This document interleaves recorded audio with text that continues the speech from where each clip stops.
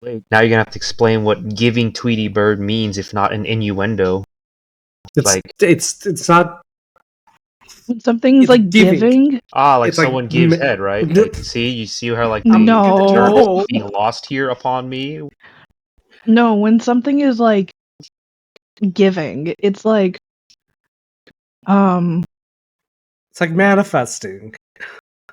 Then why not just say manifesting Tweety Bird? Because giving is such a better way to say it. No, it's giving. not. It makes it sound like you're is... giving me a bird, and I'm all for it. I'll take a bird. You don't like hate birds. I do hate birds. But only my sister's bird. Who's no longer there. Correct, and now I need a bird. If she ever finds this podcast and hears me admit that I actually liked her bird, I'm killing both of you. I'm gonna find Danny's sister and just be like, listen to this podcast. You'll never. Your brother. Editor, edit this out, please.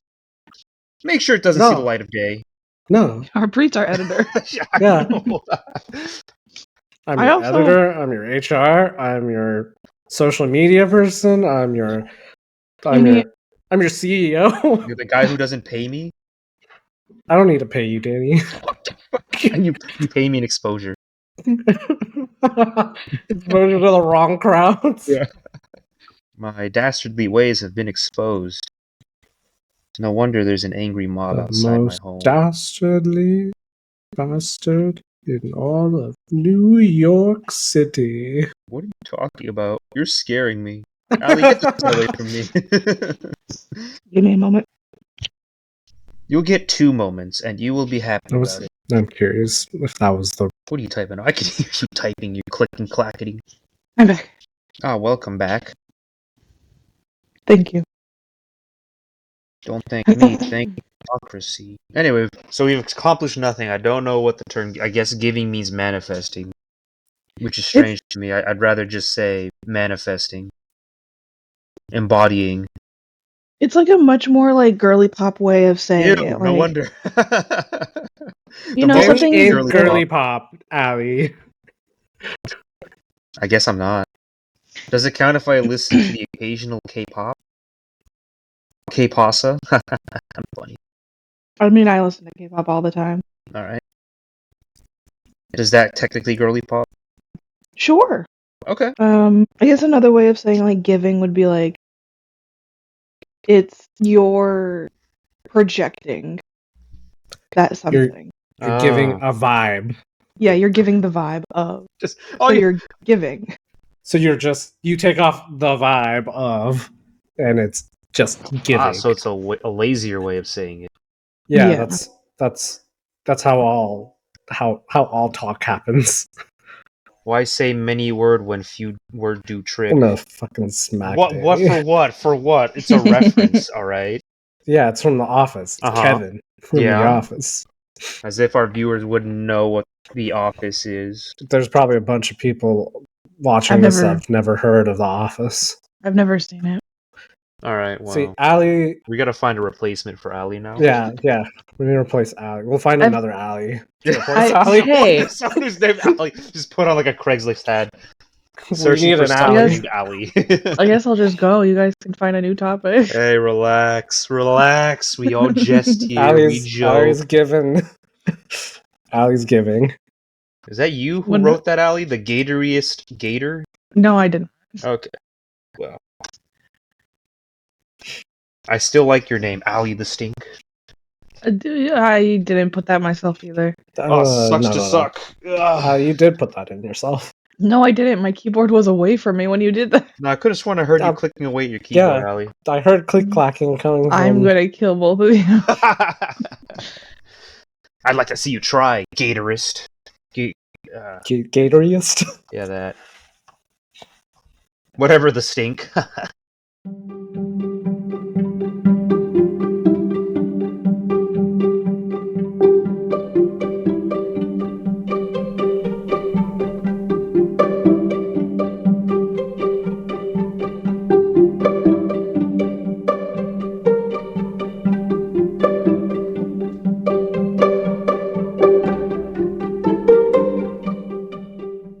Hello there.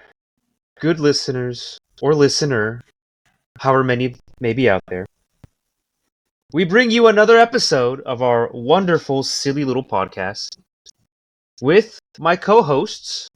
We got Preety the Tweety, Harpreet, over there giving Tweety Bird vibes. And we got Tweet, Allie, the tweet. stinkiest of stinks, and also the gatoriest gator. Ain't that right, Allie? No. It's your fault for not changing your name, therefore it's staying. Alright.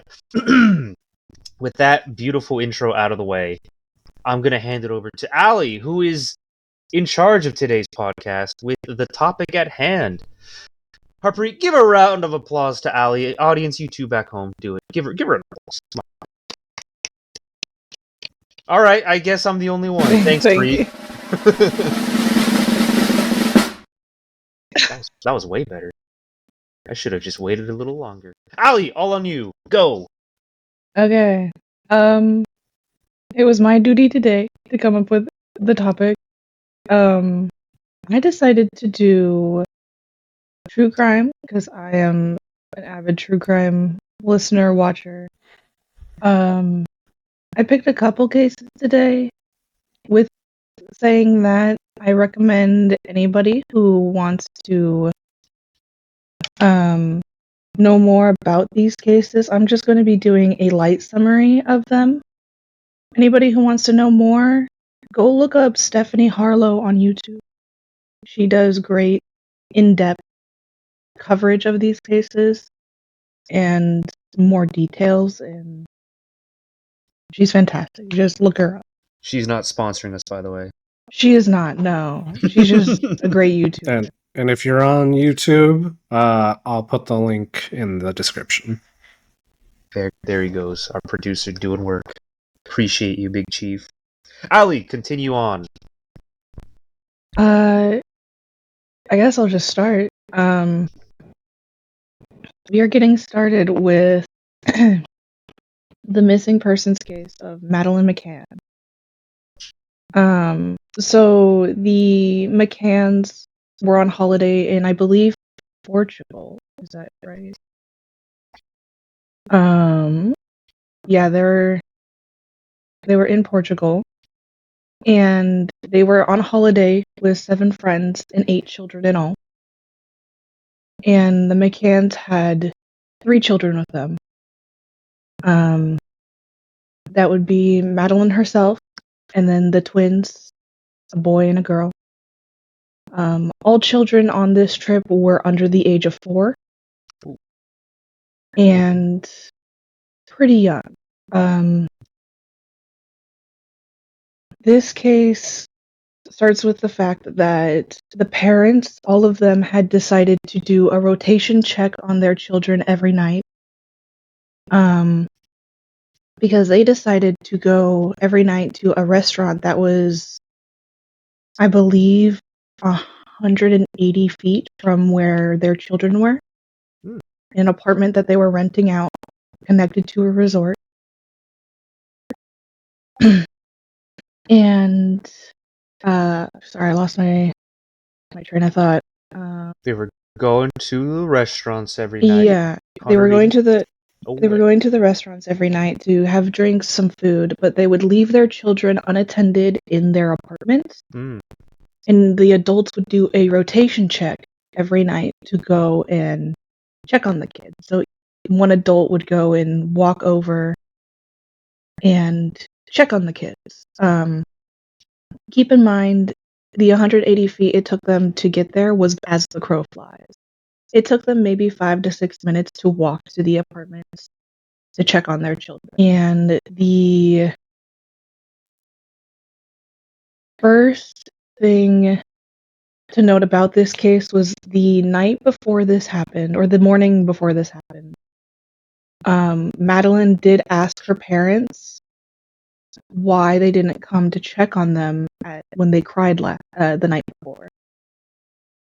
So already they were having issues with the children being left alone at night, unattended. Dang, sounds like irresponsible parents. Oh, yeah. Yeah. I mean, you can make the selfish argument, in my opinion, that we're on vacation, let me enjoy it. Like, you had kids, you knew what you were doing when you decided to conceive. And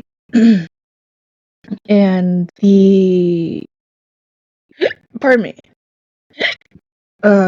Madeline, I believe at this time was 3 years old.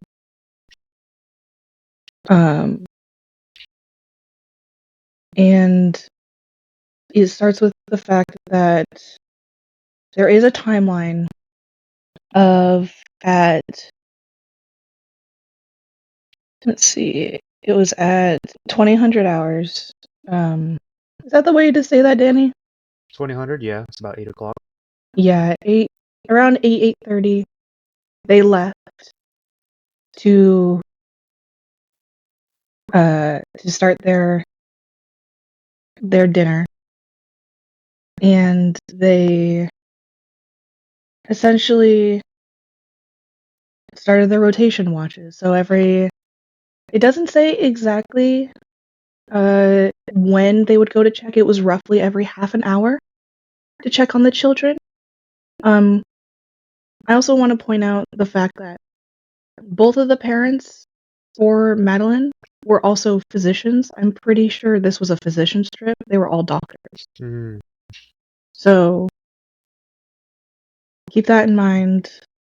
In my opinion, I feel like they should have been more knowledgeable and not left their children unattended.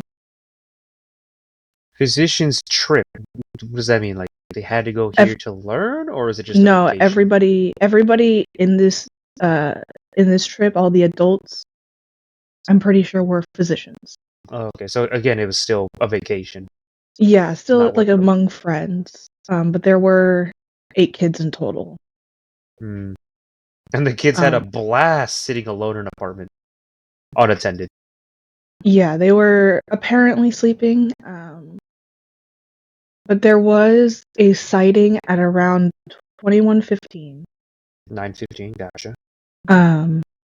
That from one of the Tappa 7, which is what they're called, the adults, who were all, and that was I believe I sent you the picture earlier.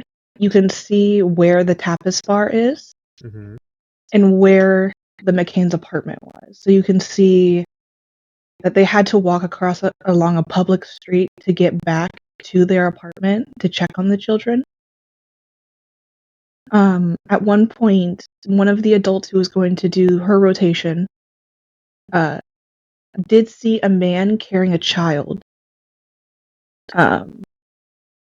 roughly in the same clothes that Madeline McCann was seen in when they put her to bed. And this man became the first suspect, though I believe he was never found. And then, let's see. Sorry, I'm just double checking. There's not a timeline of when this happened. I believe it was between 9:30 and 10. Someone else went to check, and it was then he went into the McCann's apartment through the unlocked sliding door. They left the front door locked, the back door unlocked, so they could get in easier. Laziness. He went in through the back door, went to check on the kids, saw the twins, but did not check to see if Madeline was still there. And then at 2200, one of the parents, I believe her name is Kate, Madeline's mother, went in to check and was going to open the door when the window open on the other end, which wasn't open before, had suctioned the door back shut. And she opened the door and saw that at that point Madeline was missing, but her 2 other children were still there. At that point, she ran back to the restaurant, screaming that Madeline's gone. Someone had taken her, which I'm not a parent. I can't say what my reaction would be in this situation, but a child could have gotten up to look for their parent, could have left the apartment.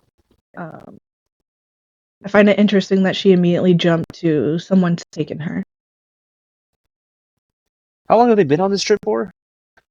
I believe a couple of days at this point, maybe a day. Because this was. Let me double check and see if it says anywhere. I did read through this earlier, but I didn't see it. It doesn't say, but not what I'm reading on. But it could have.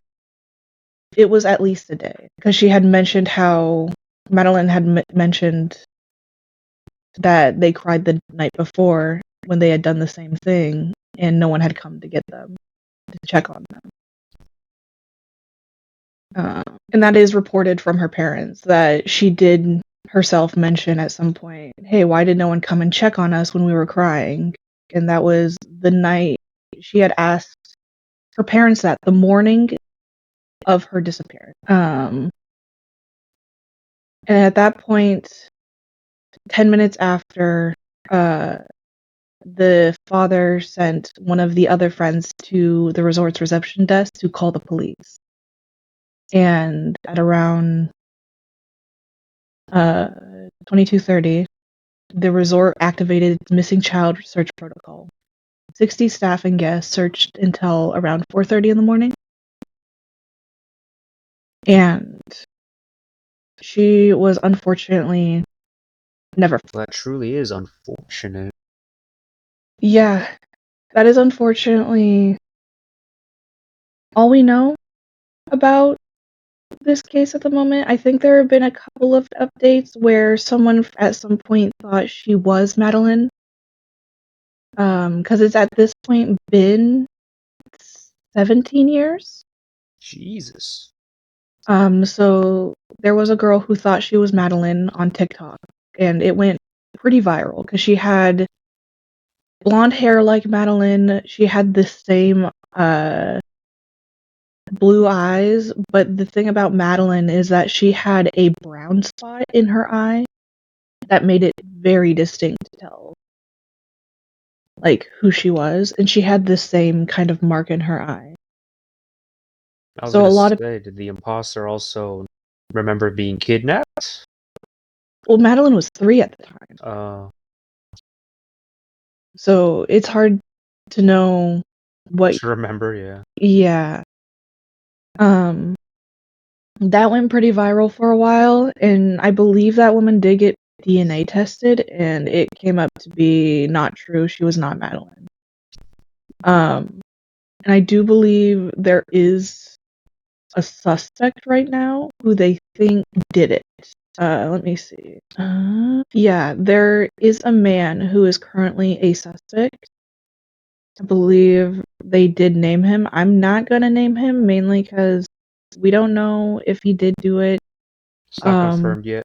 It's not confirmed, but they do have a suspect currently in Germany. Oh. A German man. They think did it, but we'll see. Because that was updated back in 2022 that they had that suspect, and nothing else has come of it since then. Dang, it's still hard to believe there are people out there who are willing to do such heinous things for, I assume, monetary gain. Doesn't have to be monetary gain. Yeah, I've seen some theories say that maybe it was for child trafficking or something similar, but it's hard to say when Madeline has never been found. We don't know if she's alive or if she's unfortunately passed away. It's a hard case. It's always stuck with me because it's a 3-year-old girl and it's been 17 years. It has been a long time. If they are alive, who knows what kind of life they've been living now. Under the clutches of a kidnapper. Or even if the kidnapper doesn't have her anymore, God knows what could have happened. And that sucks, it really does. That's why everyone's always telling you to always be wary when traveling, especially overseas. I'd like to assume the U.S. has pretty good response to those kinds of things. But even then, who knows? Who knows? It's a big country. Big countries, especially ones like in Portugal, where it's connected to other countries pretty relatively close by. Yeah, it's also hard to say because from what I've read, the Portuguese police kind of fumbled up the ball a little bit on the first little bit. They essentially did get DNA from the scene, but they allowed roughly 20 people to walk around the scene until they finally closed it off. Dang. So that DNA had to get thrown out because the scene wasn't properly shut down beforehand. But yeah, that is the case of Madeleine McCann. My next one Actually, hold on. is Before we move on, you said something interesting about like you found it weird how the mother immediately assumed it was a kidnapping and not the child getting up and wandering around. Why did you think that? So there is a theory. I don't know how much I buy into it. It's hard to say again. But a lot of people think that the parents may have staged a disappearance because there may have been an accident that happened to the child. And the parents, after the fact, in like interviews and stuff, some people say acted very strange. Strange to leave your kid alone. Yeah, especially since they were all under 4.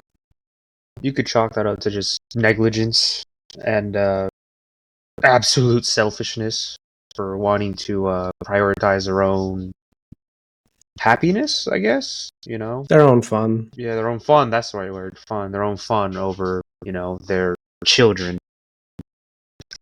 But, personally, I find it, without knowing the background details or even the other theories, because they're physicians, right? They get paid a good chunk of money, so it wouldn't make sense for them to get a little bit extra for selling their kid and staging, like, just making a back end horrendous deal where they sell their own child for more money. I don't see that from physicians. No, it was more of kids, and they chose only that one child instead of the entire gang. You know what I mean? Yeah, the main theory was there was an accident, like she died in an accident, and then the parents hid it. But I don't really believe that necessarily, considering they were in a foreign country. They didn't know, for my understanding, much about the area. And I don't know, I think it's hard to believe that something happened to her and then the parents hid it. There is footage of how they acted in interviews. I do kind of agree that some of the behavioralisms are weird, but people grieve in different ways. People have different ways of showing how upset they are. And when you're under surveillance, essentially, and being interviewed all the time, I'm sure it's hard. Ultimately, I did see someone at some point mention that they were pretty wealthy. They could have hired a nanny. That is true. There's a bunch of adults with a bunch of kids. They could have just, one adult stays back. Yeah, instead of doing the half-hour rotation check-in. Now, I wouldn't even call it a rotation. It was a check-in. They could have just, had one of the adults stick behind for a night. I mean, how long was the trip expected to be? Like, was it a week-long vacation? I believe so. I think it was supposed to be 7 days. 7 days, okay. So there were 8 adults? There was 7. 7 adults, so one per day? Yeah. One per day. See, it's just selfishness. That's all it is. Just selfishness. is what got that poor kid kidnapped. I mean, they could have kept all the kids in one apartment, have a giant sleepover every night. It'd be fun for the kids. The other 6 adults could have their fun, and then on the next day, same thing, but with a different adult. I don't know. Maybe I don't know what to think.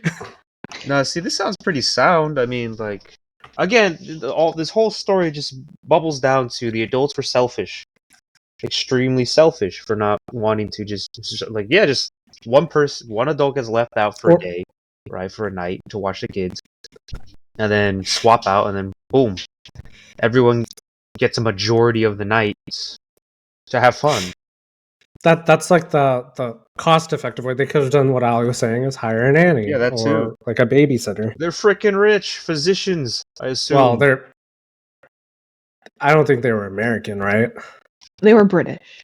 They're British. They're better. They have more money than us. No, the British doctors start off at 36 to 40K in pounds. Not saying that's better here in the US. I think the average doctor starts around 60K in the US. How much do physicians make in Britain?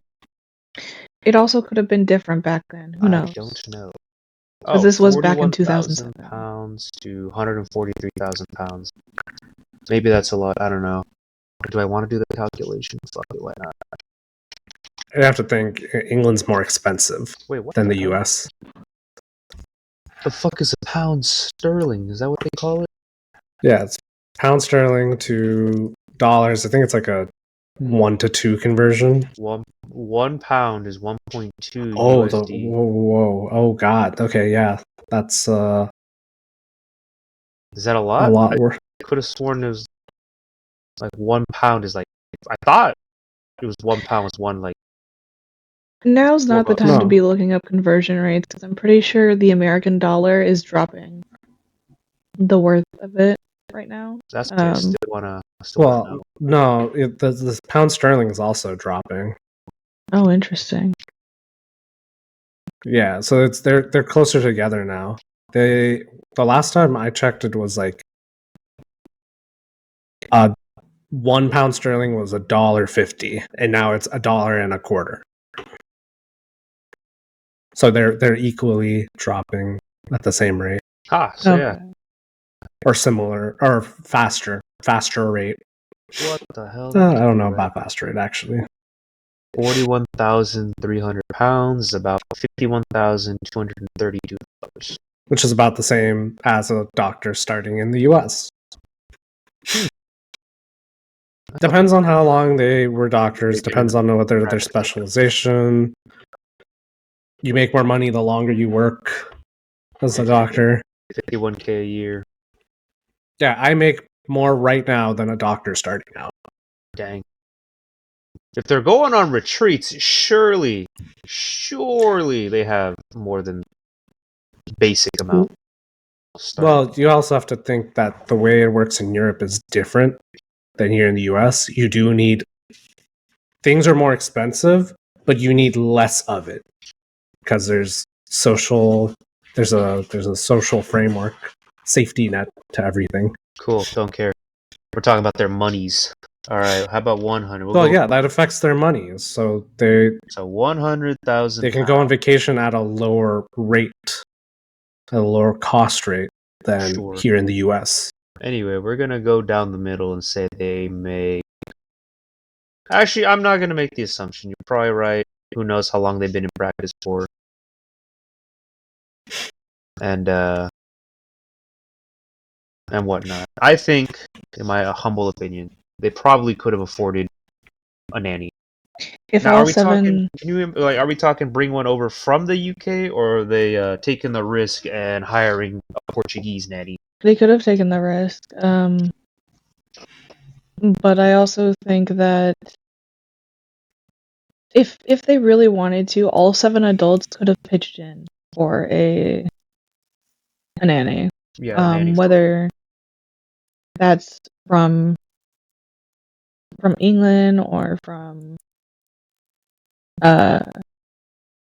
Portugal, I don't think it really matters. They could have done something more than leaving their kids unattended every night while they went and had fun. I think that's the gist of it, yeah. Yeah, the ultimate conclusion of this case is that a lot of people think that the McCains should have been charged with child neglect. I can see it. I can also see it, but I also can't help but feel bad for the fact of what if.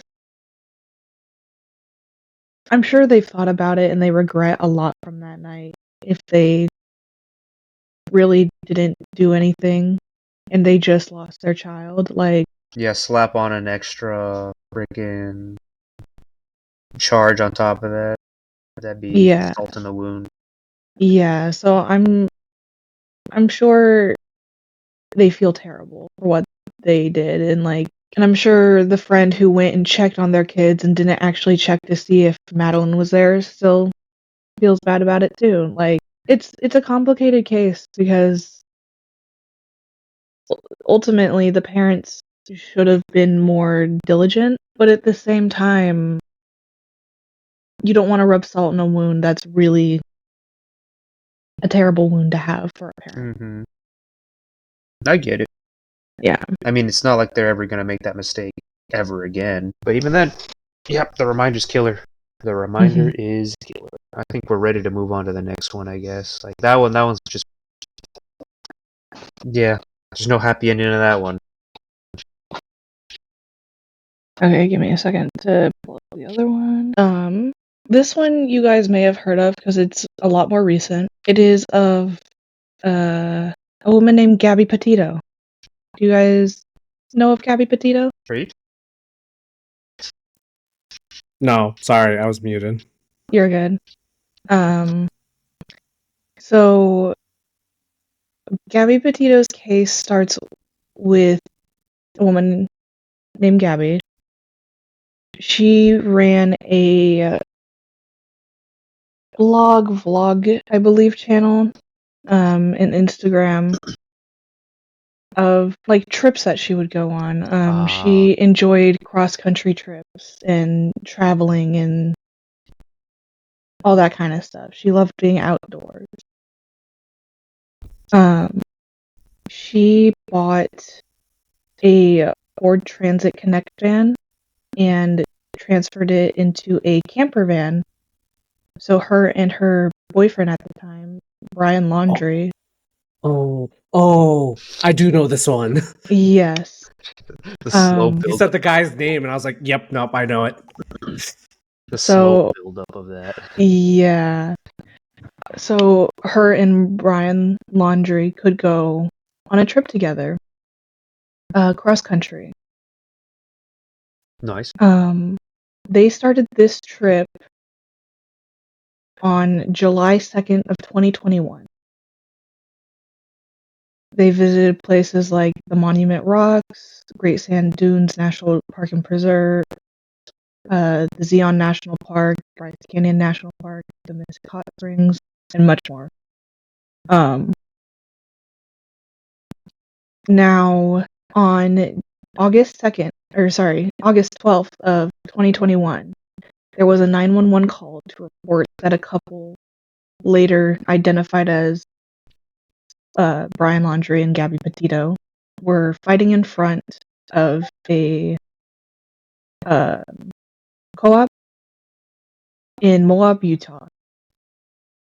The caller said that they saw a man slap a woman, after which the man and woman ran up and down the sidewalk. Then the man hit the woman again before they drove off together. Damn. Another witness described the incident as looking like Petito and Laundrie were talking aggressively, and that Petito was punching him in the arm. The witness said that it looked like Brian Laundrie was trying to leave Petito behind and take her phone with him.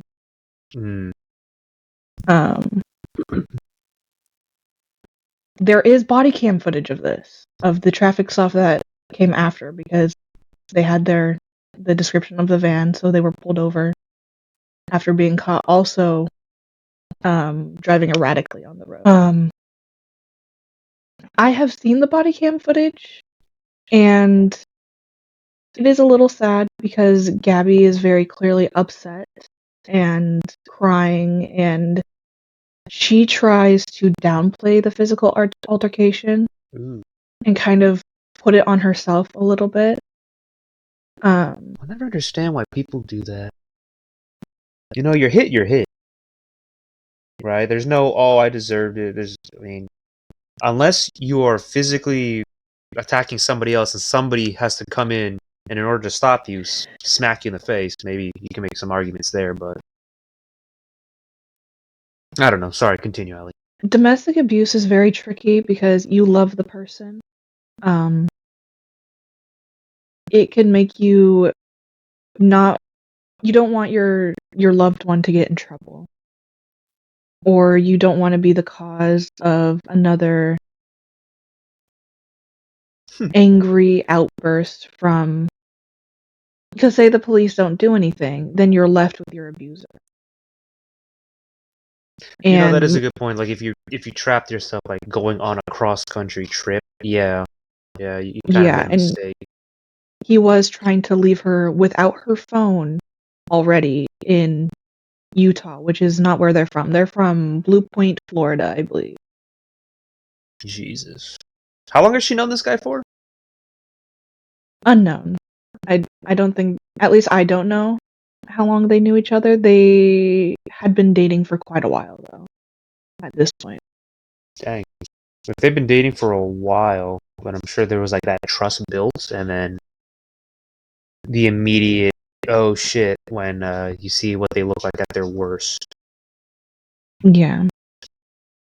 But she did try to downplay the physical altercation, and after the officer pointed out marks on her arm and face and told her to just be honest, she said that Brian kept telling her to shut up and grabbed her by the face, which is what caused the injury. Brian, on the other hand, told an officer that he was the one saying, let's take a breather and not go anywhere and just calm down for a minute, but she was the one getting worked up. And had her phone and was trying to get the keys from him. And he claims that the marks got on her because she attacked him, and he was just trying to push her away to try and let's take a minute and step back and breathe. Petito told the officer that she hit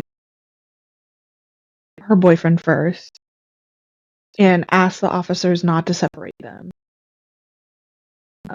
But the officer did point out that at no point in the investigation did Gabby, she never stopped crying, breathing heavily, or she couldn't compose herself at any point in the investigation to try and... Yeah, stressed as fuck. Yeah. In the end, neither wanted to press charges, and the police characterized it as a mental breakdown rather than a domestic violence. And the police separated the couple for the night, arranging for Brian Laundrie to spend a night at a motel, while Gabby Petito stayed in her van for the night. Oh, so the van was hers.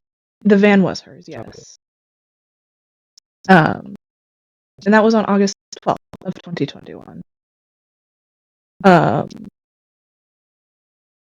August 17th,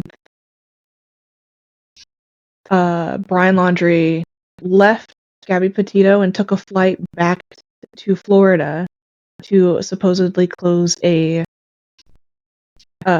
storage unit to save money because they were contemplating extending the road trip.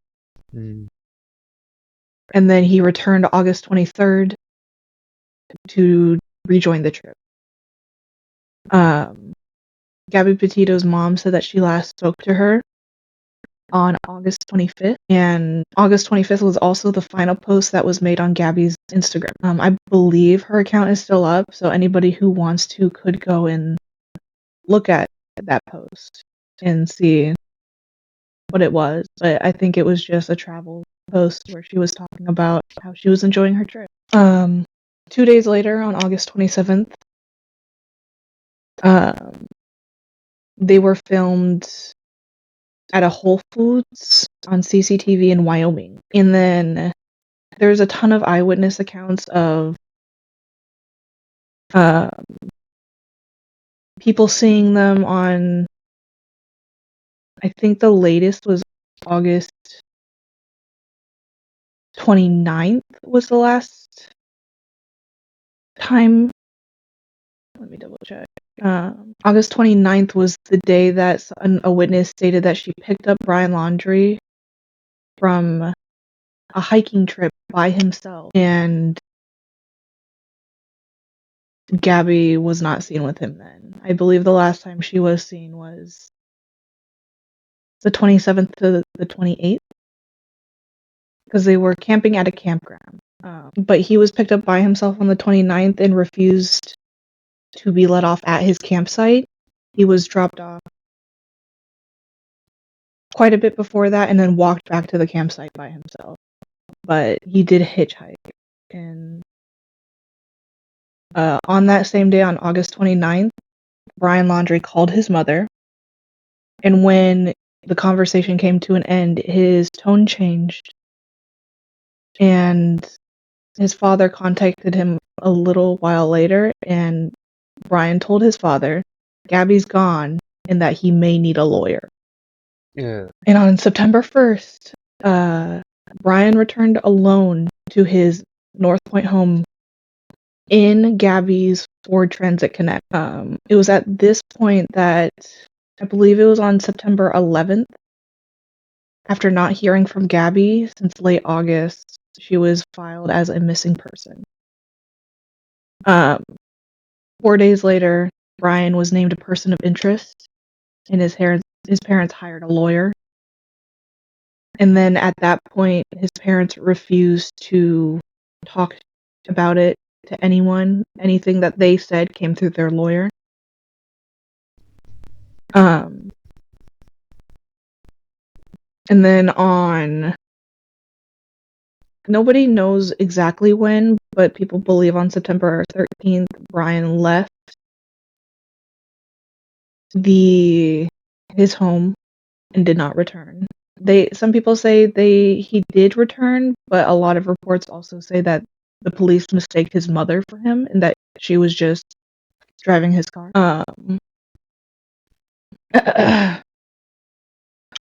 On September 19th, at that camping area where Brian refused for a ride that he had gotten when he was hitchhiking, to drop him off at his campsite, human remains were found at that campsite, at that camping area in Wyoming, and later were identified as Gabby Petito. It was, I believe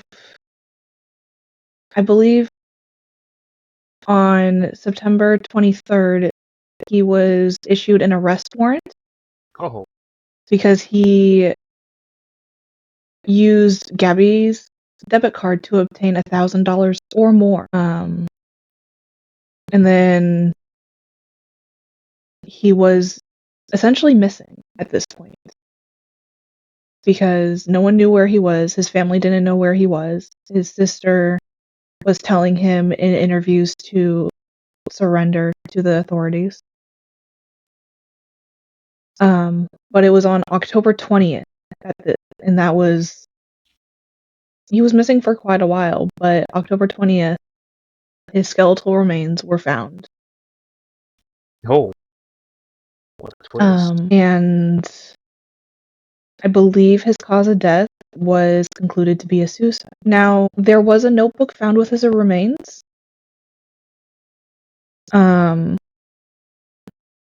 The family lawyer released the full notebook entry in which he claimed, this part really pisses me off. He claimed that he killed Gabby after she had fallen and injured herself. He said, quote, I ended her life. I thought it was merciful that it was what she wanted. But now I see all the mistake I made. The note ends with his plans, saying, I am ending my life not because of a fear of punishment, but rather because I can't stand to live another day without her. Sounds like crazy talk. Yeah, his account in that journal does not match investigators' findings.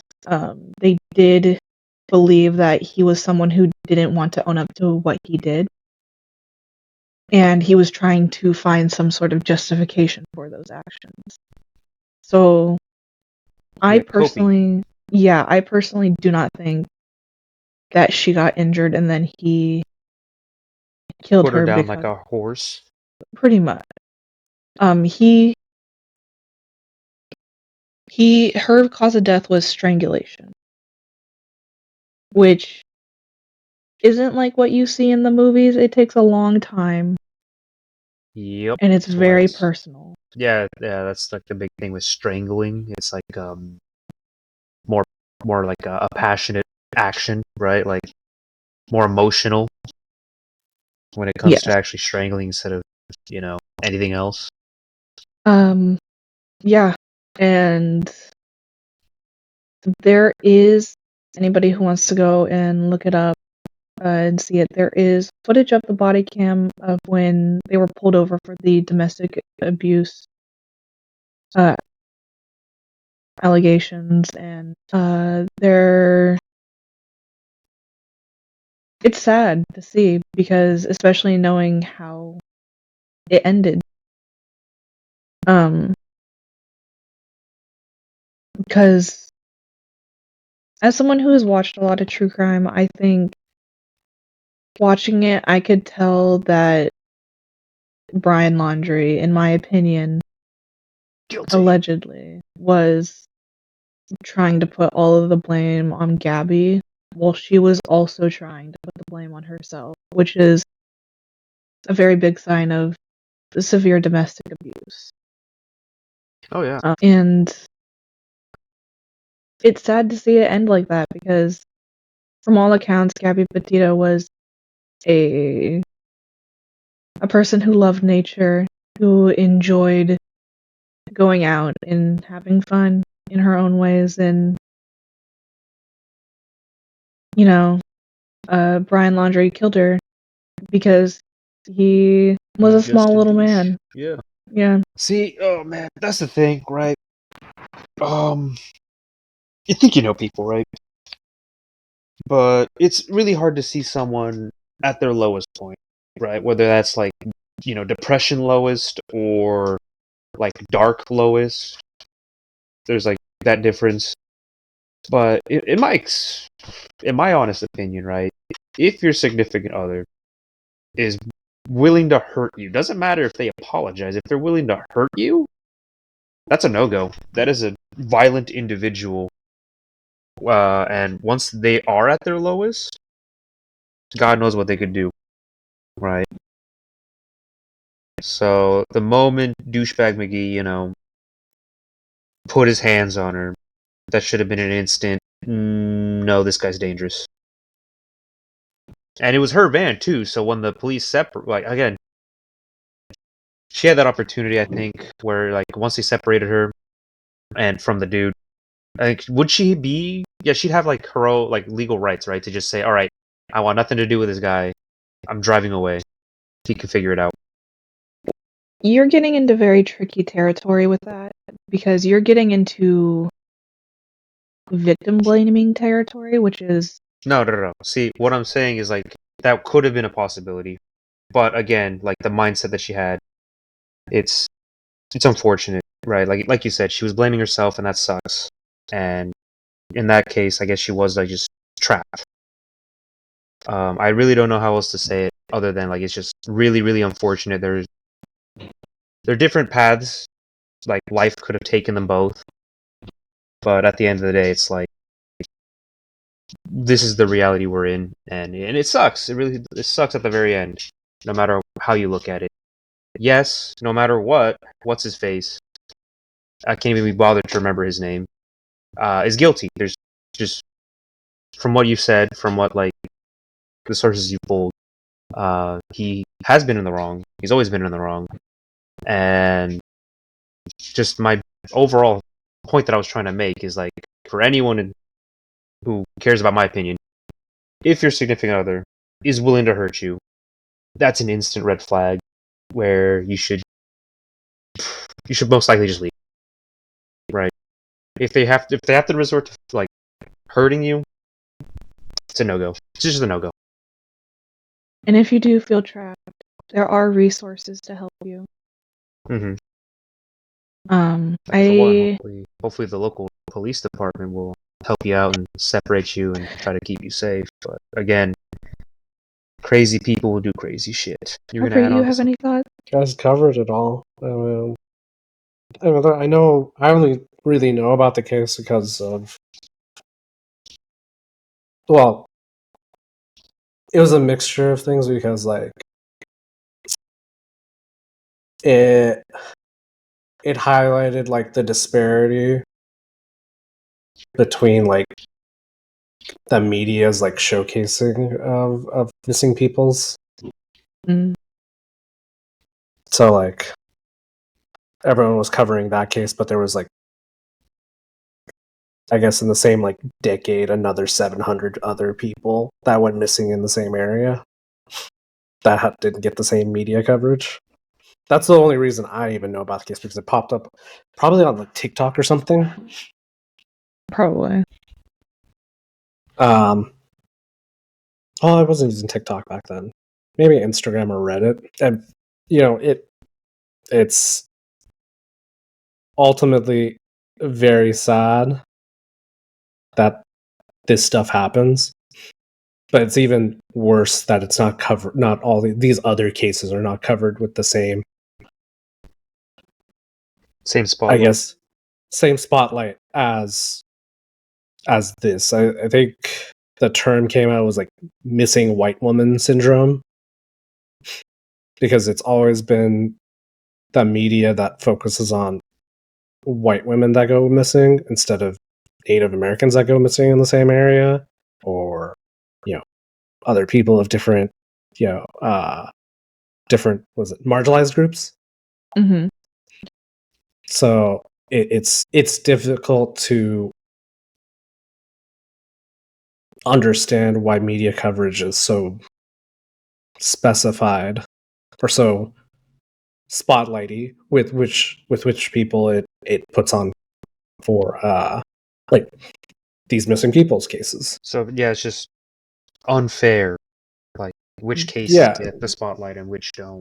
The hundreds of others that don't get treated as important as, I guess, the incident of the month, the week, whatever. Yeah, I wonder why that is. I do wonder why that is too. Like, yeah, if there's a missing persons case, it should be treated equally in media as any other case. Yeah, I agree. Like, just we gotta catch. Because I think there was like at the same time there was another case that happened in like Moab, Utah. Like it was like a murder case, but it wasn't getting the same attention as the Gabby Petito case. So it's like, why does that disparity exist between media attention? Yeah, and like why did Gabby's case get so much attention while there are at this point probably thousands, if not millions, of missing persons cases? Counting the ones that have been reported and haven't been reported, it's crazy how many people just won't see the light of justice. Yeah, there's cases that people will never hear of. Yeah, you think they're just swept under the rug? Like we have too many missing persons cases. We'll just leave this one on the sidelines and then we'll focus on. It's probably to highlight like let's not deem this place as unsafe as it is because so many people travel here. That's true. Or they go out here, and so instead of having this media attention of Moab, Utah being this place where people get kidnapped or murdered, let's just not cover it. Yeah. It's to make it seem safer than it actually is. I mean, it's the same makes a lot of sense. thing throughout, like commerce going. Yeah, to keep tourism coming, to get people money in their economies and everything. And in reality, it should be covered. There should be coverage on it so that people know that they got to watch out for themselves there. Oh, yeah. Yep. And then, yeah, I guess my only hope is that, well, I guess it's law enforcement that keeps under wraps. You think it's the mayor who, like, orders that? Mayor of the city, like, hey, don't publish this, we're gonna lose city funding and stuff like that.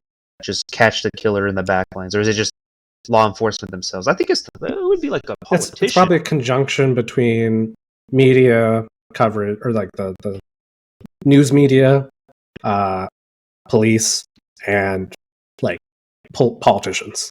Well, police obviously have to follow orders, right? Or they get funding pulled and shit fucked. You also have to think that the police chief or their commissioner or whoever's at the top on the back end it's technically a politician. They're a politician for the police. So taking that into fact, that there's politics behind that, behind reporting, non-reporting, whatever it has to be. Right, again, it just boils down to like higher ups.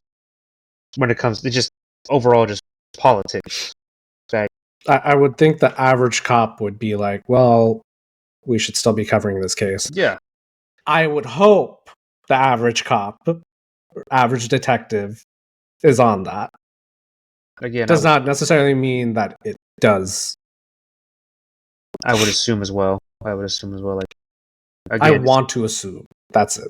I feel like when it comes to like a lot of these things, it's like, how even in the military, right? Like you're just trained to follow orders, right? Obviously, if there's something egregious, you're not going to do it. But if they can word it some way where they can convince you that things will work out, and they have a compelling plan for it, then you're willing to go along with it, right?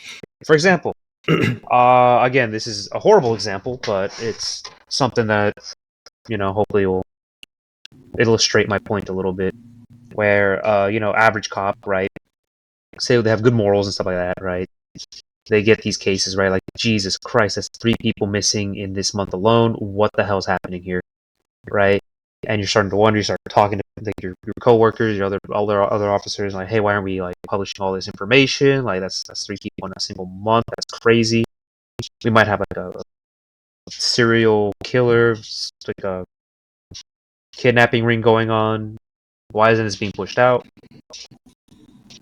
And then they tell you, right, like, hey, look. If this gets out, we're going to lose a lot of, like, tourism people coming here, this and that. Our city's overall is going to take, like, a huge hit. And that could translate to the police department getting funding cut in order for the city to survive. And then we have less people working on the case. And then even less likely that we'll ever catch this piece of garbage. But we do have these plans, right? We have new patrol routes here and there. We have like detectives secretly going around. All we need is time. Once we have like a right amount of time evidence, we'll catch them, and then boom, there we go. We don't need to publish this. We only need to publish the one in which we, the one that leads up to capturing the killer or the person or whatever. Like, no, it's not the best example, but at the same time, it's like you could probably convince someone, like, all right, I'll have faith in the system, but I'll work hard to make sure this gets it done, right? That's the only way I can illustrate it. But again, like I already said, not the best example.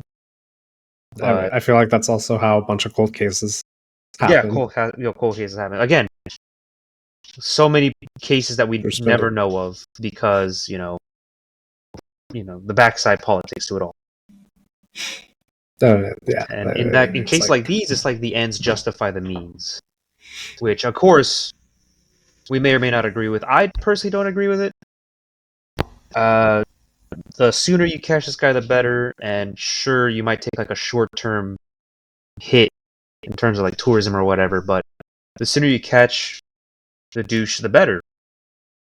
And then you'll build a reputation from there, like quickly catching these guys, so if they try it again, well, you're getting caught.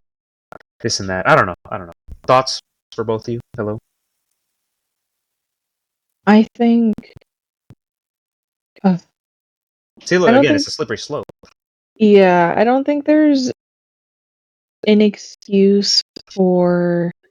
I don't think there's any excuse for these cases to go cold unless they're truly unsolvable. If they're trying, at least, I think every case needs to be looked at and not just brushed off as, say, a runaway kid or a runaway adult, or like there are plenty of times that cases aren't solved because a person is deemed a runaway in some way. I think every case needs to be looked at. I know that there's limited resources, but it's hard when, It's super hard. yeah, there's limited resources. I get it, but everybody deserves their justice, even if they do turn out to be a runaway in some way. I think every case should be looked at, just in case, because you never know if you have a serial killer on your hands, or if it's the start of a serial killer. Imagine, or God forbid, a start of like a human trafficking operation. exactly. Imagine if any of the big bads had been caught before their actual arrest, because with a lot of the bigger cases, you do see moments where the killers mess up, but the police drop the ball a little bit. Oh yeah, there's like the memes about it, right? Like police. Oh, this killer was crafty, sneaky. It was a miracle that we were able to capture this guy. And then news report: suspect's neighbor has reported heinous smells coming from the suspect's home 2 months prior to the suspect's capture. You know, like they're for most, I guess, publicly known cases that have been tried to swept under the rug. A lot of them have like huge red flags that would normally make you go, "Hey, that's kind of suspicious, isn't it?"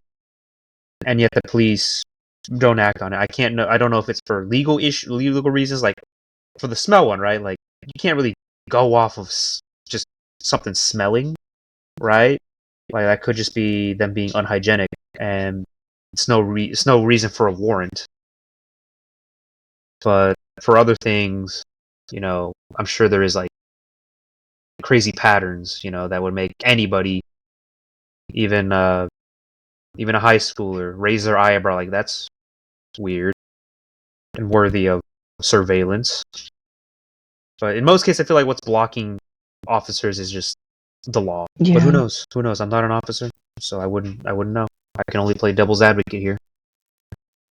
Thoughts, Harpreet? Thoughts? Interesting. That's just yeah, it's weird, right? Slippery slope. Yeah. It's like we have our opinions, but at the same time, it's like, well, I'm not well versed enough in the law to know, or law enforcement to know exactly what the right answer is to these questions that we have. Harpreet, producer, director, CEO, HR, all that. Write down somewhere in our notes to bring in a law enforcement official. No. Okay, well, that's rude. Anything else we want to say on the topic, Ali Harpreet? Again, I will say, if you want to know more about these cases, because I did a very light summary of both of them. They're both have details that I did not get into, mainly because different sources say different things.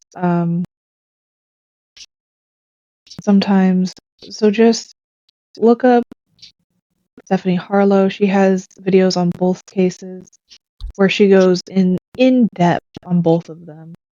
Multiple hours longs of her talking about the nitty gritty. Mm-hmm. And speaking of non-sponsored, and also on YouTube, Mr. Ballin I used to listen to him a lot. He sometimes covers a lot of different things, mostly creepy stories, supernatural stories on occasion, but also on occasion, stories like these, where crimes and sometimes unsolvable mystery crimes.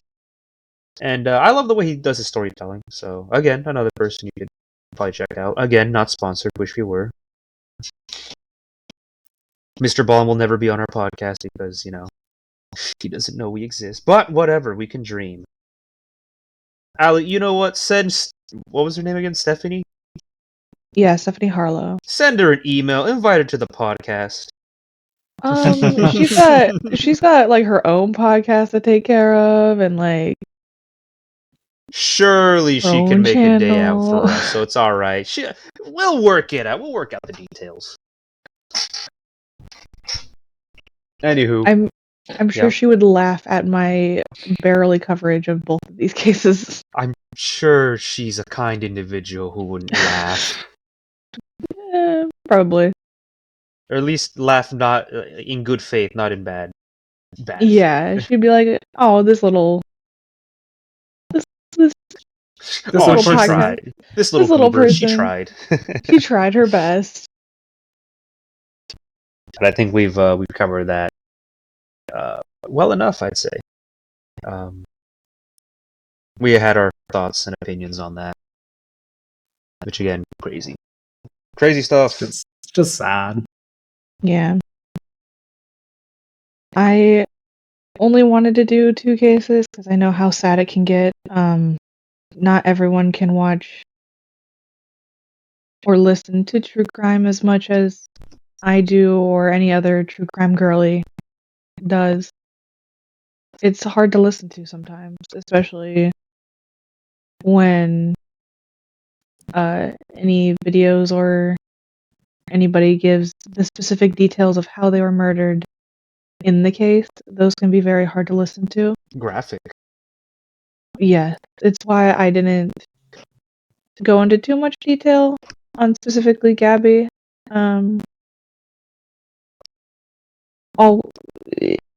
Yeah. It's yeah. It's sad. It is, and that's all I can say on it. Like, I love true crime myself. I haven't actually watched a lot of it in quite a while. Like, when was it? Like 2019, 2020ish. I used to listen to a lot of YouTubers talk about stuff like that, like crimes, and some of them unsolvable, some of them like they got away because of good lawyers. But I recently started watching another YouTuber that we're not sponsored by, or no, unfortunately, called Donut Operator. He does a lot of like covering arrests, and again, I like his commentary. He's pretty chipper and upbeat, and former cop, so he knows what he's talking about when it comes to the action.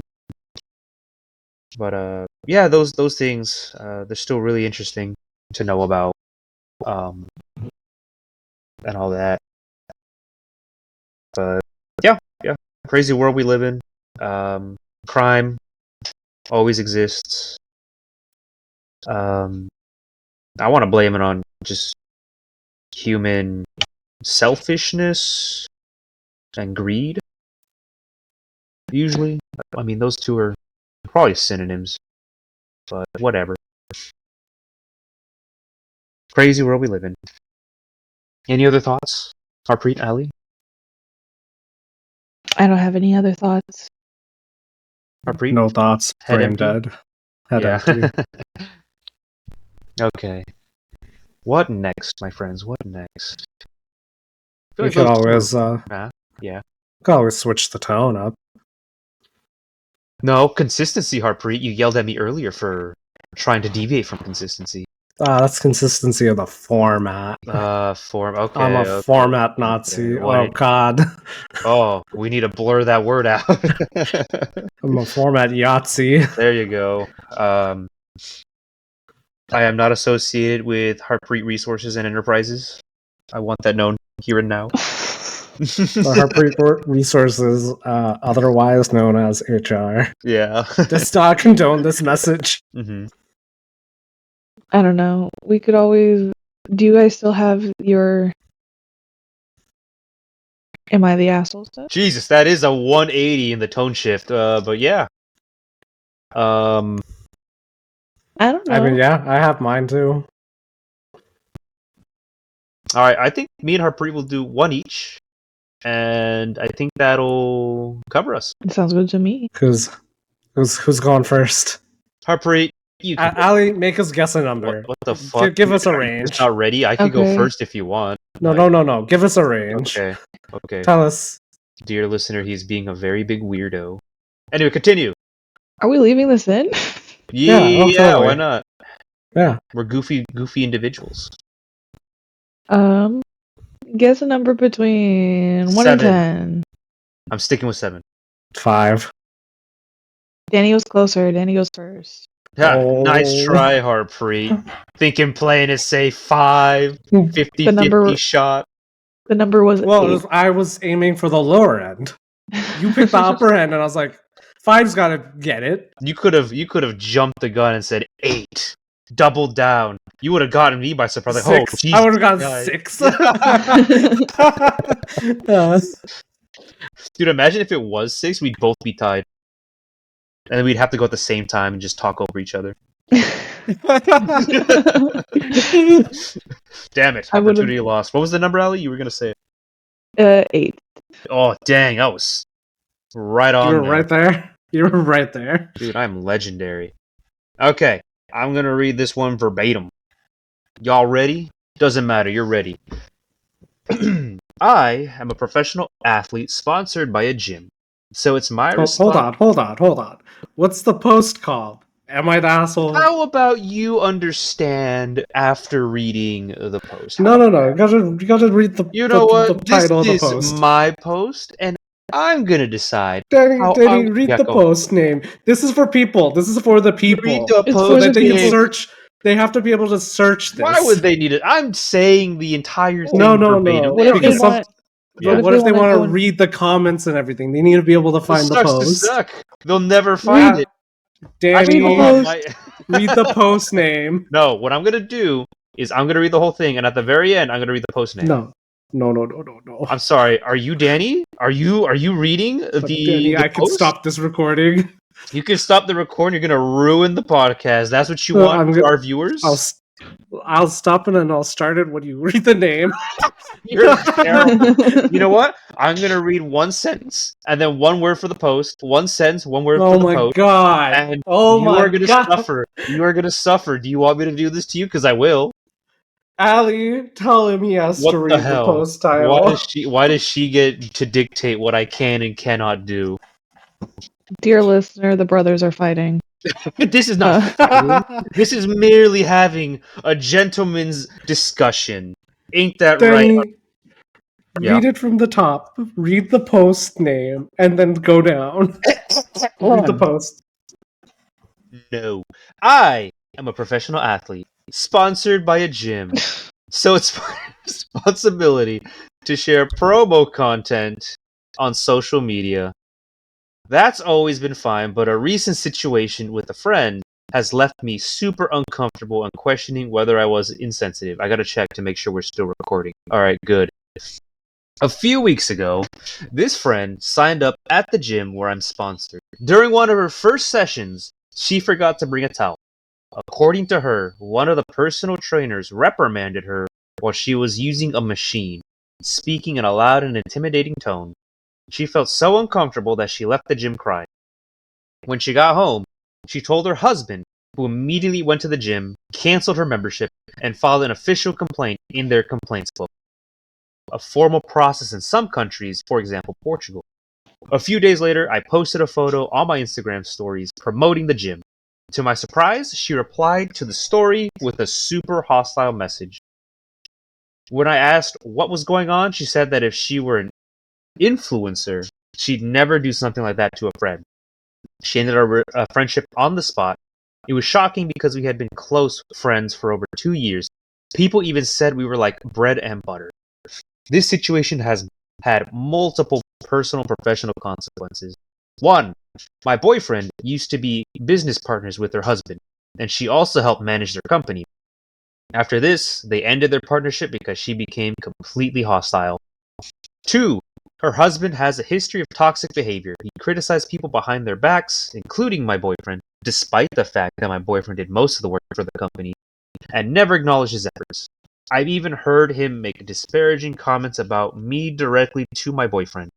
He constantly tried to meddle in our lives, even in personal matters. 3. This couple started spreading gossip among our mutual friends, all of whom are Brazilian, while my boyfriend and I are Portuguese. Now all of those friends have unfollowed me on Instagram, even though they weren't involved in the situation. Finally, my boyfriend confronted the personal trainer who allegedly yelled at her. He completely denied the story, saying he never spoke to her in an aggressive tone, and even has witnesses who can confirm that. The gym manager didn't reprimand the trainer either, which suggests that her version of events might have been exaggerated.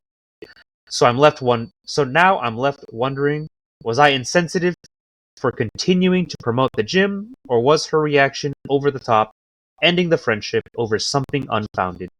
Maybe there's important details I'm missing, but, it is what it is. And the actual title for the post, in case the viewers want to look at it and read all these really cool comments, is AITAH for posting a promo story of the sponsor who mistreated my friend. Mistreated is in parentheses. That was a long one. The AITAH is Am I the Asshole? I know, but, I have to spell it out so that way it's 100% accuracy. I'm gonna smack Danny. Okay. Just shit on his bed. Dear viewer, I get constantly harassed by this man. We were just speaking of true crime. If I ever go on a road trip with him and I don't come back, you already know what happened. Are we supposed to go to Portland? Not anymore! Anywho, that is the story. Thoughts? Initial thoughts? Not the asshole. Not the asshole. I should have chosen Other girl's asshole. I agree. There- Ali, you were gonna say something? Yeah, I don't think that they are the asshole because the other girl definitely is. It seems like if this did happen, you'd think that she would have told her friend before, because it sounded like the person who made the post didn't know at all that this happened. She could have left that information out, but we'll never know. I don't know. To me, it sounds like they had no idea that this was happening, or had happened, because their first response was, "Wait, what happened?" or something like that, right? So no context was given. No, it feels like a silly thing to end a relationship over, like a friendship. Yeah, and then deciding to have the partner, their significant others, end business dealings, a partnership in their business, and then having all their Brazilian friends unfollow, and it just seems very petty and childish. Mm-hmm. It feels like Especially high school. It feels like high school. It feels cliquey. All of the Brazilians, and then the Portuguese versus the Portuguese. Yep. I mean, just goes to show who are honestly real friends and just following along. It sounds like this, the asshole woman and her husband are, like you said, high school top dogs? I guess I don't know what the right term is. Where they They peaked in lead the high clique school. they lead the clique by force, essentially. I mean, there's people that never leave high school. They're always in that mentality. Yeah. So it could be that they just never left that high school mentality. Well, yes, but what I'm saying is like this individual, the asshole girl, is She leads the clique. She's the queen of the meek little Brazilians that she is friends with. And as soon as this individual, the not asshole, still promoted the gym that presumably the asshole friend just didn't like, just cut her off completely. Essentially kicked her out of the cult. And honestly, more power to the not asshole person. Because, I guess they dodged a bullet with, the fake friends. But yeah, no, I think it's shocking because even here is, they've been close over 2 years. And then all of a sudden, just snap of a fingers and like that, done. Cut off completely. I'm curious, what are the people in the comments saying? Yeah, I was saying, is there any good takes in the comments? I didn't read the comments. I mean, Do you still have the top post? updates. Do you still have the post? Yeah, I do. I'm reading it right now. I read it word for word, so let me see. Okay. Nah, you are just collateral damage from an incident you weren't involved in. Was the trainer extra? Is your friend being extra? You don't know. She doesn't have to use that gym. She can be mad at that trainer. She can ask her friends to join her in her personal war versus this gym. You don't have to join her. And then he made a comment about the gym manager not reprimanding the trainer either. He said, see, this is the trap you don't want to fall in. You don't know what happened. You don't need to know. You don't have to join or go against her, and if you aren't in a position to just take her word as gospel, it is what it is. And so general consensus is not the asshole. Sounds like it. Yeah. Damn. Yeah, a lot of these are just NTA, not the asshole. When was that posted? 22 days ago. Ah, okay. So no updates. Nothing. Nope, doesn't look like it. Okay. Damn. Okay. Harpreet. My turn. Your turn.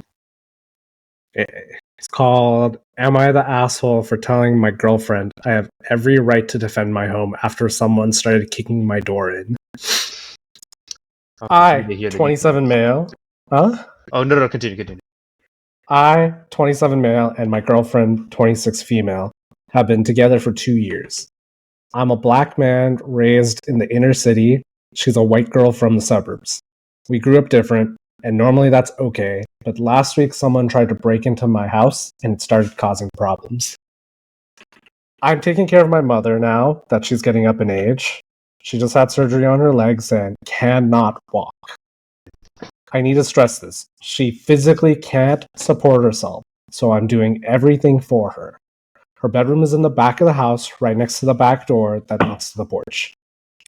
At 2 a.m. last Wednesday, my mom calls me scared, saying someone's trying to break into the house and she can hear them banging on the back door. My girlfriend was staying with me in my bedroom when I got the call. I jumped up, grabbed my gun, and ran to the back and started yelling for whoever was there to get away because they were still banging on the door when I got there. Things got quiet, so I checked the camera on the porch and I saw them standing there. It was 3 people, and one of them said, keep going, it doesn't matter. So I used the speaker on my camera to say I have a weapon. It's loaded, and if you kick that door one more time, I will shoot. My girlfriend is behind me at that point, screaming not to shoot them, and it isn't worth it. The 3 people on the porch don't move, so I put my phone down, cock my weapon, and say I'm going to count to 3.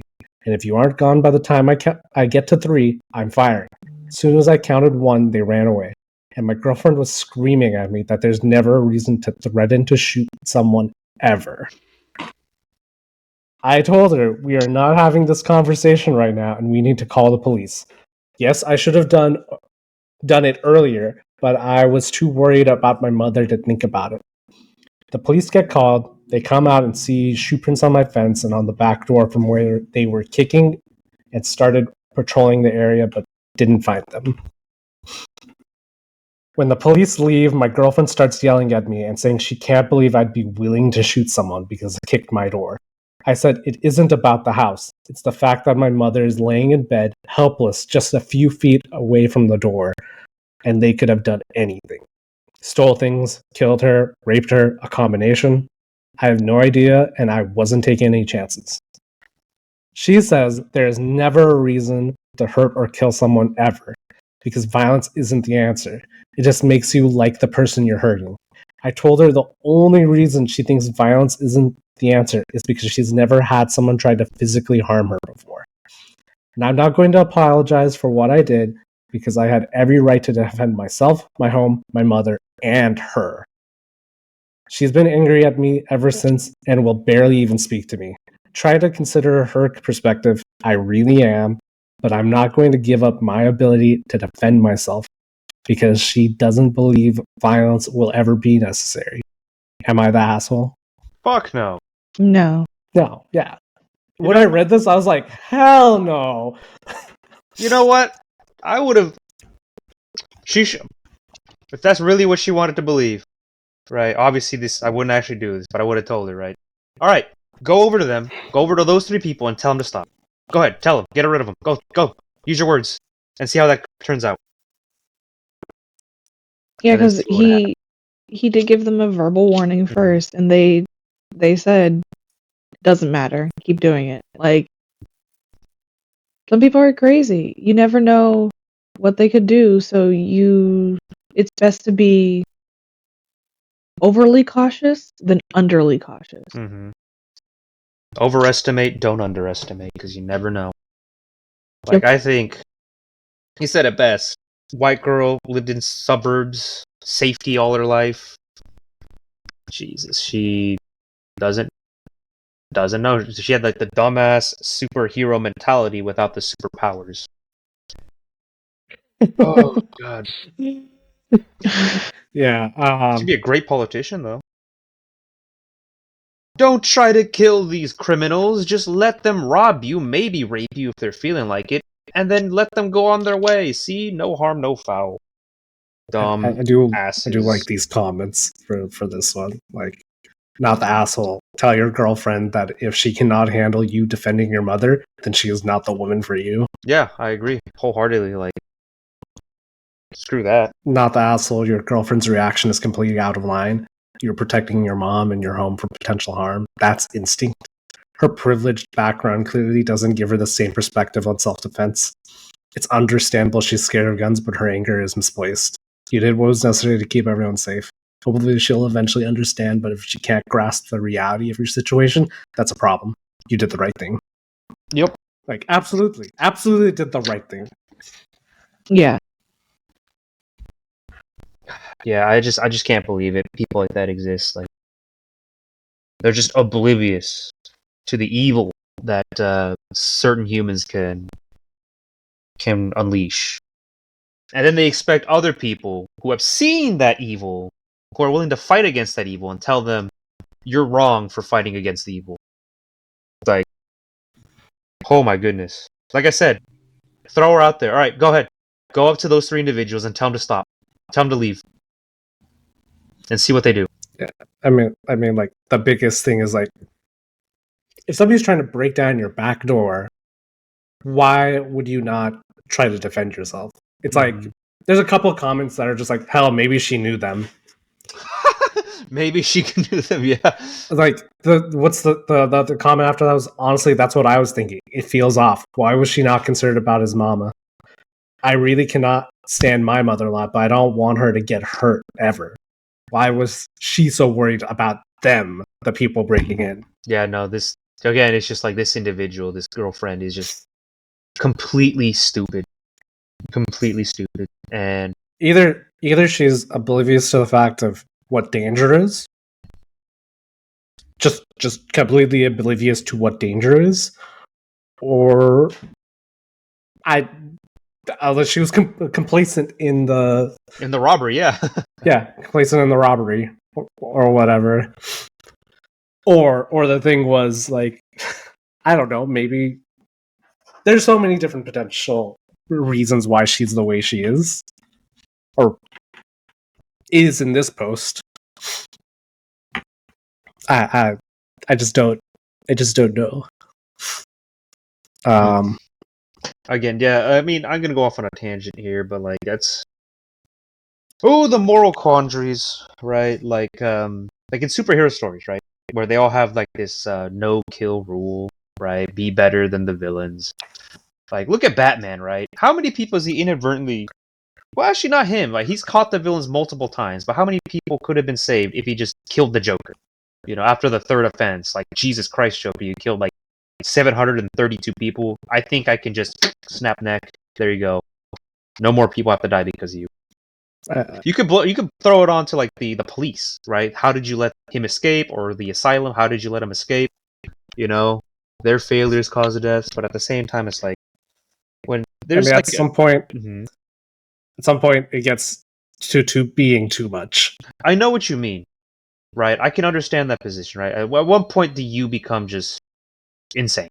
At what point do you just become, like, not a hero, but just like this, not quite villain, since you're only targeting villains, but you're definitely not a hero. You're a vigilante. A vigilante, sure, but even then, there's still vigilantes with, like, no kill rules. Yeah, Batman. Yeah. Again, but yeah. There is a timeline in which Batman's son got killed, and he did go around killing people for a while. Yeah, the Jason Todd alternate reality where instead of just being depressed, he just goes on a rampage, kills the Joker, and then immediately, like, establishes, like, a small dictatorship of I think mercenaries in Gotham City. I didn't read that comic line. I mean, I should. Pretty interesting, but again, like, it's another slippery slope, right? Where is that really the right thing to do, right? Like, kill the villains. I'm sure in the Batman universe, right? There's, like, some individual, like, they're the goons, right? Could just need a good paying job to support the family, right? Not they're doing bad things, but they're doing it for good reason. Others because they just like being scumbags. But at what point is, like, there is a point where now the public fears you. They no longer see you as a protector or a savior. And again, slippery slope. For me, I don't know.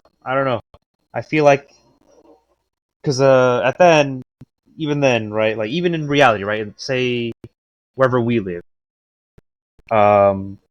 if there was like we'll say in which place has a lot of crime. We'll just say Oakland, right? There's some random guy killing perpetual criminals, right? And his body count is now going into, like, the 40s. They're all criminals. No quote-unquote innocent individual has been killed or harmed. Only bad people with serious crimes. It's like an occasional theft isn't going to get you, like, Batman brutalized, but, homicide. You ain't getting murked for smoking weed. Yeah, exactly. Like, 40 plus people now are dead in this city, right? At this point, I guarantee, right, the police are probably going to call in, like, the military to catch this guy. Because first of all, how has he been able to kill 40 people for how long and not been caught? Right? Like, law enforcement is against this individual. Would you two think that the people would also be against this individual at this point? Would you two, we'll start small, would you two personally want this individual behind bars? Yes. Alright, yes from Ali. Harpreet? No. Alright. Ali, why yes? There is... part of me wants to say yes, but there is a very clear difference between wanting... defending yourself in your home and taking justice into your own hands. And taking justice into your own hands. We have a system, no matter how flawed it is. I don't know. Part of me wants to say yes, too, but because I know how flawed our system is and how sometimes these things can go under the radar or just not cared about. But I don't think murder is the option here. I think that's the thing. If it was a Batman character or a Spider-Man character where they showed up on the police's doorstep all wrapped up, I would have been like, no, not behind bars. But if they're going around killing people, Mm-hmm. I think that's the difference. Okay. And Harpreet, you said no to jail time. Explain. So I'm thinking of it in the perspective of like incredibly heinous crimes. Like people I'm thinking of Chris Hansen, like Dateline, fucking To Catch a Predator, where like people are going in and trying to have sex with kids. Yes. Yeah, so that minors. like straight up murder, rape, child stuff. Child endangerment, all that stuff. Human trafficking, like huge things. Like I said. Huge things, and so these people get caught by Chris Hansen and the police, and the judges give them 60 days probation. And then they do it again. Yeah. And then they get jail for 2 years. Why are they allowed to go back on the street? Mm-hmm. I'm thinking of those send cases them to where Guantanamo Bay. Send them to Guantanamo Bay. Send them somewhere. Make it so that it's impossible for them to ever commit that crime again. Especially if they're deemed likely to recommit. Yeah. Because they have tiers of sexual predators. They have tier 1, where it's like unlikely to recommit. Tier 2, where there's a possibility they may recommit. And tier 3, where they are more than likely to recommit. And that's from a psychologist, or the psychologist that ends up like talking to them and saying like, yeah, you're likely to recommit. Yeah, so again, so it's in those cases like those. Yeah, or people who get out scot-free because the evidence is too coincidental. Yeah, again for like stuff like that, right? Like it's a system failing. It's a system failing. So thinking of the system failing and having this person be back out on the street recommitting these offenses, I'd rather it be an impossibility of them to recommit.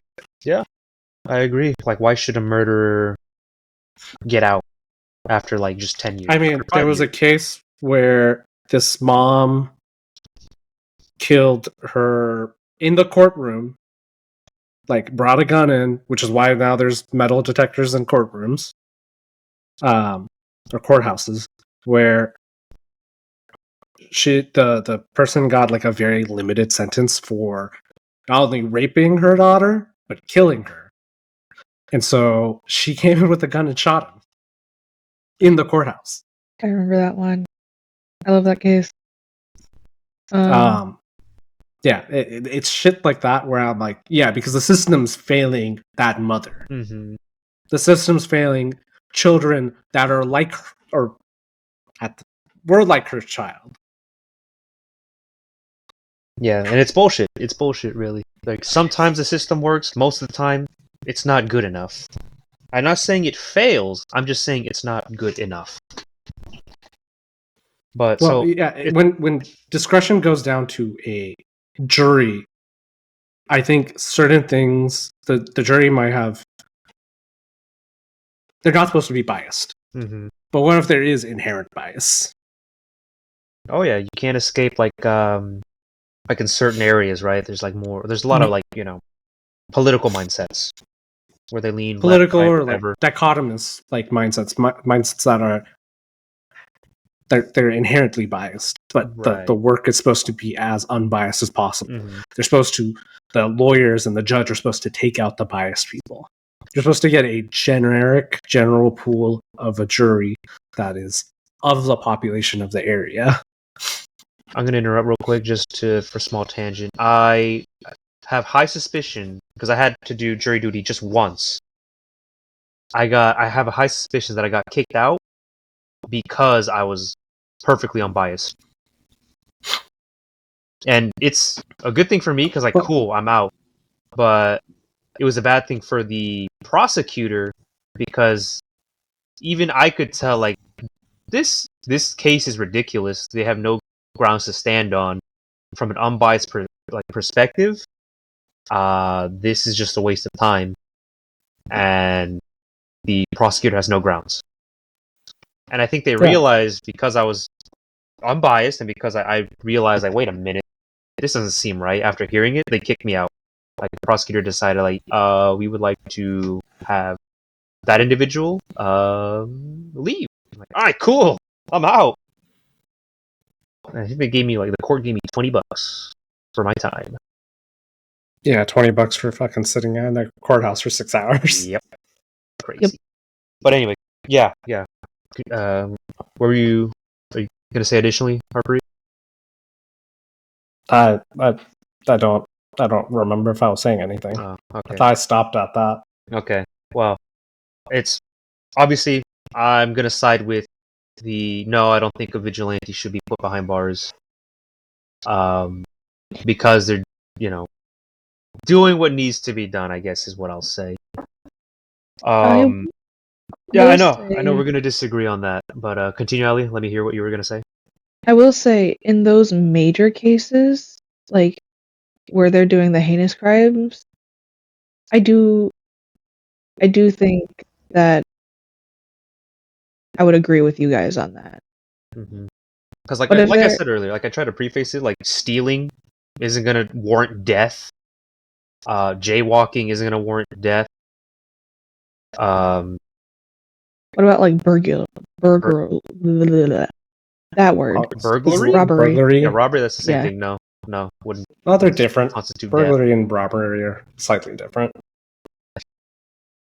Again, it's just the heinous stuff that like this fictional vigilante would be willing to kill for. Like murder, rape, child endangerment, human trafficking.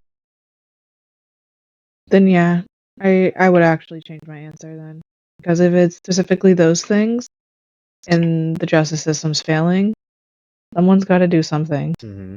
I mean, again, we're gonna go off on this other tangent, right? Like the murder of the CEO guy, the assassination of the CEO guy. I felt no pity for the CEO guy.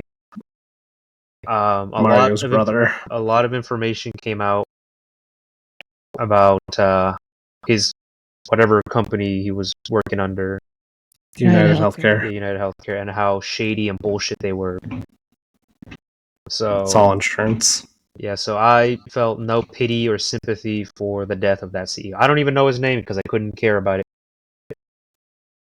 Yeah, I've forgotten his name. Mm-hmm. All I know is they immediately replaced him the very next day. And now that individual lives in slight worry. Not overwhelming worry. Now they know to hire bodyguards. The media coverage is gone. People are already forgetting about it. I know. I won't. Which is fucking sad. That happened 2 months ago? Yep. Was it really not? Oh my god. It feels like it was longer than that. Time is a weird soup. Yeah, it's like the beginning of December. It's, Jesus Christ. 2 months. Yeah, I mean. Yeah, it is. But yeah, like I said, the big stuff, the bigger picture stuff, that a fictional vigilante, if he exists, would kill over in. Now, the other question I had, would you two believe that the public in general would want this individual behind bars? Yeah. Depends. Yeah, it depends, right? With the CEO's death, no one wanted him, like the majority of Americans did not want him behind bars. Oh, majority of America was like, do it again. Healthcare CEO? Oh, a healthcare CEO, an insurance CEO. Oh. Yeah. And then there were people who were like, well, murder is murder. Mm-hmm. And those are probably the cushiony ones that don't really need to worry about health insurance to begin with. Yeah, our politicians. Yeah, exactly. Our politicians get the socialized health insurance. I don't know what that means. We pay for their health insurance. What the fuck? That's bullshit. You didn't know that? No. Yeah, we pay all government politicians in the federal government their health insurance. So you're telling me if I run for government, I could have you pay for my health insurance? Yeah. Is it too late to switch careers? Are federal employees tax exempt? That's what I'm now considering.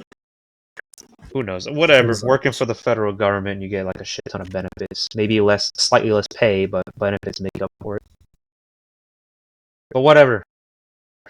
bullshit. But whatever. Like I said, like I said before we went off on a tangent. With the CEO's death, the majority of Americans did not want the killer behind bars.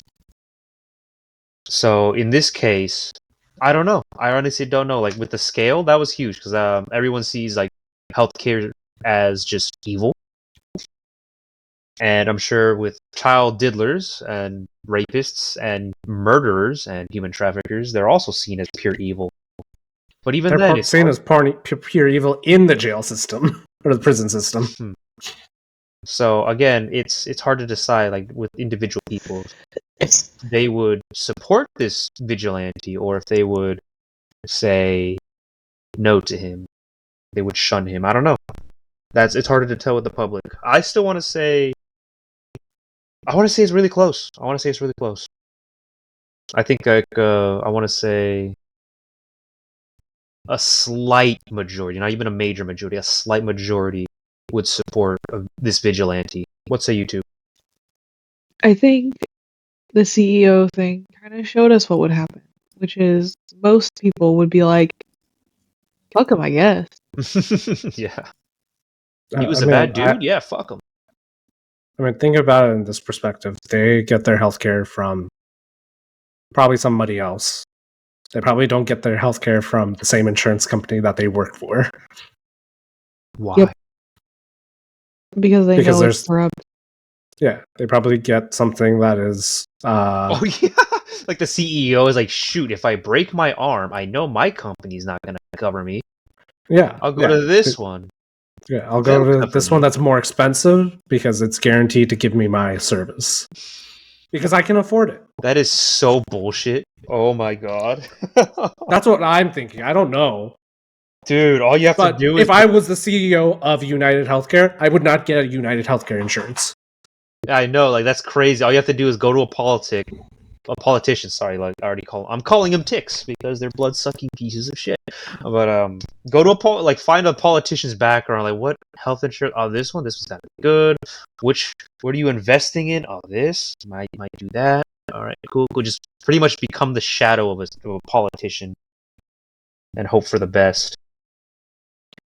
Man, the system truly is busted. Anyway, we're not here to talk politics. In fact, I think we're wrapping it up, aren't we? Well, no, I wasn't getting into politics. Huh?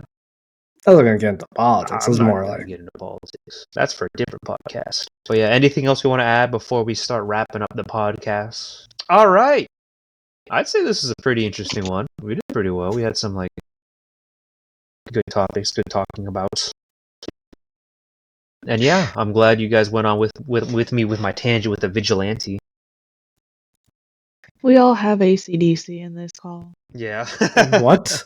It's my favorite band. It plays all the time ADHD. in my head. Yeah. That distracts me from other tasks. I have ADHDs. Yeah. I think that was a joke, yeah. Yeah. So many HDs. So many AC/DCs. So many records playing, albums playing in my head that distract me from other things, including the album currently playing. Yeah, including the podcast. Including the podcast. Just go in and out of reality as I'm listening. As I'm listening to the podcast. As I'm talking, I'm going in and out of reality. I mean, I had caffeine today, so that's probably not also helpful. I'm phasing in and out of real reality. I like the thing you guys put. All three of us share one brain cell, and RJ has custody over it. That is what I thought I was the one with custody. Not today, you're not. Yeah. Why not today? Because you drank caffeine. You can't. That means I still have custody. I just have rampant anxiety when I have custody. Harpreet, you have like something akin to a brain cell you think you have custody over, but RJ has it in his possession. I don't think. No. I don't think RJ has it. I think Morgan has it. Safe to mention that Morgan has it. Morgan doesn't have a brain cell. The lights are on, but nobody's home. No, I'm saying Morgan's watching over ours, but she's chewing on it at the same time. Oh, that's perfect. Morgan is my dog, listeners. She is a beautiful little dog. Nah, you should have just said straight up my daughter, and then as the podcast goes on, just keep talking about like the dog Morgan. behaviors and have the listener people confused. Why does your daughter drag her butt on the carpet? That's weird. Or You should tell her stop. Yeah. threatened Danny to have her shit on his bed. Oh yeah, exactly. Why is Harpreet's daughter going to shit on Danny's bed? Morgan, you gonna shit on Danny's bed? She says yes. See, look, if you had just left it as your daughter, then they never would know. They never would know until like episode 27 of the podcast. I mean, Morgan does my taxes. Oh, does she now? Yeah, my daughter Morgan, she is like almost a year old. She's doing my taxes. She is a year old. She just turned 1. Oh wow, I was close enough. I round up, but yes, you ruined that opportunity for yourself, Harpreet. I hope you're happy with yourself. I don't know what you're talking about. You know exactly. I just explained the whole thing. What do you mean you don't know what? I'm living my best life. Live, laugh, love. There you go. Oh my god! Stop it! Stop it! Oh, Stop it! Slay. Ew! Ew! How do I change your name for you? Harpreet is giving Tweety Bird today. Oh, I gross. am tweeting. Oh, yeah. All right. Let's go ahead and close this off before you make me throw up. No. Yeah. Look, see, I can't do it. I can't do it. Ugh. Gross. All right. Alex. Shut up. You shut the fuck up. Look, you making me laugh. Harpreet, you need to stop making me laugh. You didn't laugh, Danny, laugh. I just did. What the hell? Now I dictate my life. God damn you! You tried to dictate your life. I just shit on your bed. Shut up! I speak anyway. Now. Oh great!